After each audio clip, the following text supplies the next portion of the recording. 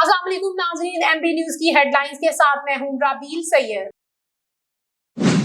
مرغی کے گوشت کی قیمت میں 4 دن میں 36 روپے کی کمی ہو گئی۔ مرغی کا گوشت آج 15 روپے مزید سستا ہو گیا۔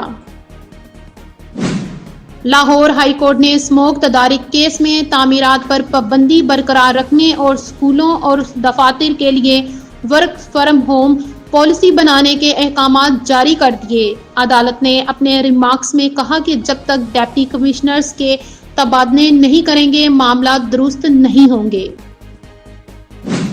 وزیر اعظم شہباز شریف نے کہا ہے کہ فلسطینی عوام نے اسرائیل کی جانب سے منظم نسل کشی اور مظالم کو بہادری سے برداشت کر رہے ہیں۔ وزیر اعظم شہباز شریف نے فلسطینی عوام کے ساتھ یکجہتی کے عالمی دن کے موقع پر بیان میں کہا کہ مسئلہ فلسطین کے منصفانہ حل اور فلسطینی عوام کے حق خود ارادیت کے حصول کے لیے پاکستانی عوام اور حکومت کی حمایت کا اعادہ کرتا ہوں۔